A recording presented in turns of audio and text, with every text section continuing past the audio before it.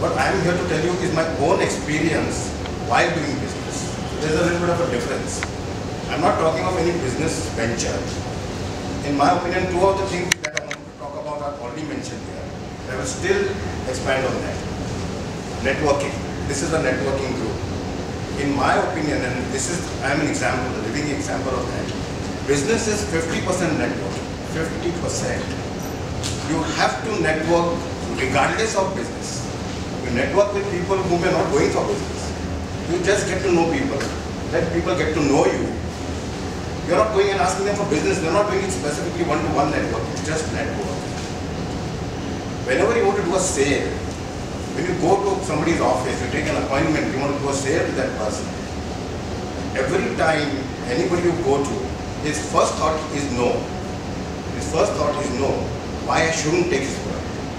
However, if you network with that person in some way or the other, his first thought is going to be yes. So when the thought is no, you have to overcome that and then give your product. And then try to sell your product. It never happens. It takes months and years. But if his basic thought is yes, I want to do work with him, he's a friend of mine, you already overcome barriers. There are barriers in business. You have to knock them down. Networking does that. So 50% is networking. Of course, the rest 50% is equally important. Your product, your pricing, your delivery, all those are business things. So that is a very important part, and I think MIC is doing a great job on that. Second thing that I wanted to speak about is language, the English language. Mr. Paralkar. Adivasi of Mumbai. Great. I'm really happy to be on the same platform as you. In my opinion, we say, why do we adopt a foreign language? We have so many languages of our own. But not only for India. India also, we don't have a common language. Hindi is known in some places, not in all places. You go to Bengal, you go to Orissa, you go to Deep South, they don't understand a word of what you're saying. So what is the common connect? And don't forget, now this is a global business village. It is no longer India, it's no longer UK, it's no longer USA, Japan, China, nothing. It's a global village. 80% of the people in this world understand English to some extent or the other. So English is a tool. It is not a language, it's a business tool. Everybody has to be fluent in English. And I always say that please send your children to an English medium school. Not for any other reason, they have to become global citizens. That's about language. Coming back to the, again, basics of business in my experience. Whenever you start off your business, I'm not talking of starting off a business, because here we have all people who are exceedingly successful and already far advanced. But whenever you start a business, please set your own principles. Principles are the same regardless of what business you get into. I run 3 completely different businesses: software, food, and global warming. But everywhere a basic principle applies. So form your own principles. Nobody will tell you these are the principles for business. Your own mind, what do you want to be, what you don't want to be. Never take the easy path. Whenever you have principles, you'll find if you come up against that when you're taking a business decision.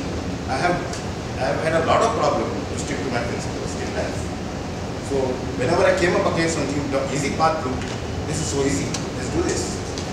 But immediately the flag would come up, the red flag. This is against the principles. And I had to back down, try and find some other route. The same business, the same person, or whatever. So principles are exceedingly important. They are the bedrock of business. Taxes, I want to talk a little bit about taxes. By taxes I mean statutory dues. This government now, or in India, the statutory thing is a nightmare. Hundreds of statutory things you have to meet to run a business, small or big. And government is now omnipresent. They have reached electronically into every business, into every person. You have a PAN card, you have an election card. You are there, out in the open, you can't hide. So the best thing is, base your business on full compliance with statute.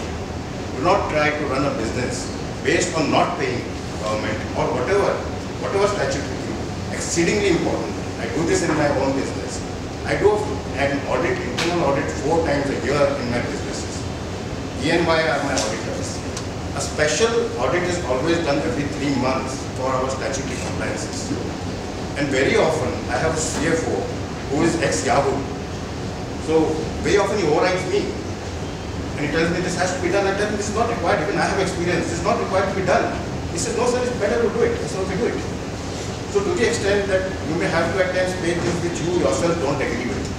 But still, go ahead and pay. Don't try to run a business based on saving statutory dues. That is not a business which will run. Because when it will come and hit you, you don't know. You have to be clear in your mind to do the business. When you get up in the morning and come to work, you should be focused on the business and not on the negativities which have crept in because of your exit. So exceedingly important for any and every businessman. Equal rights.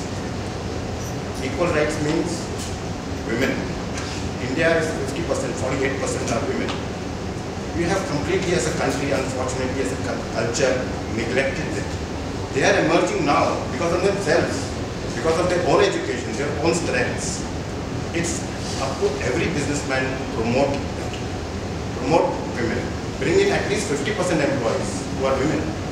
Don't take the easy path. Bring in women, treat them well, build up that culture. And let me tell you, women are, sorry to say to the men, women are far more honest, far more diligent to their work.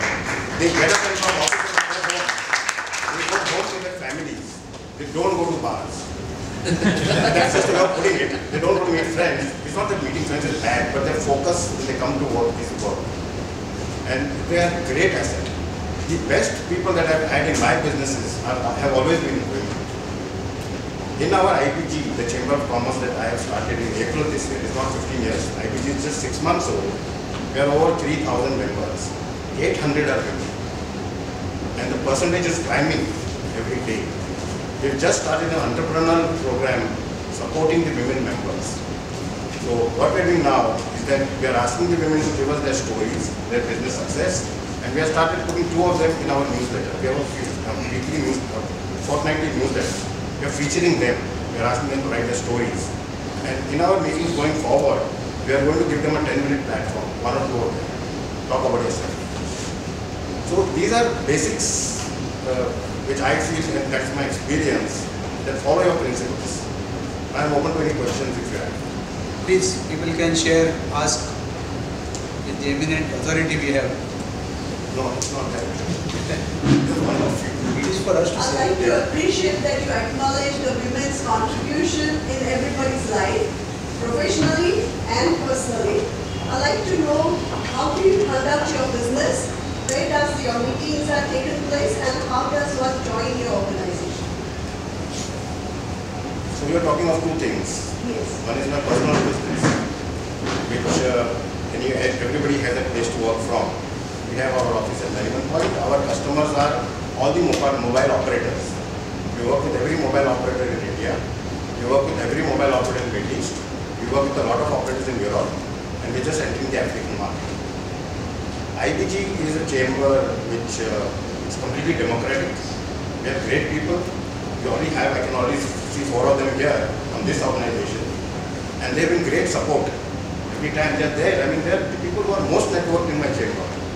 So we learn from them. And you have to just write to, give you my card, just put in the mail and become a member. Come in, we have 2 fixed events every month. One is a speaker event. The last speaker event was 12th of December. Arnab Goswami was the speaker of Time Now. And the other event is a networking event at Coke Bar. They will just come and meet people. Besides that, we have the host delegation and the usual Chamber of Commerce works. Thank you. Any other question? Anybody wants to ask? Sir, what is the mission of IPG? It's a good question. I'm providing a worldwide platform now for people to interact, meet, network, primarily. The rest is, of course, the Chamber of Commerce activities which follow.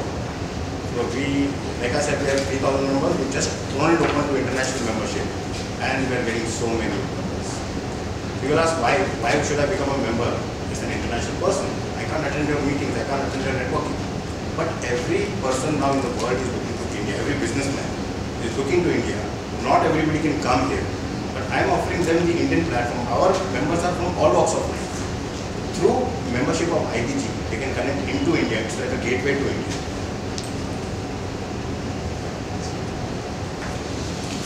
Thank you very much, Vikash sir.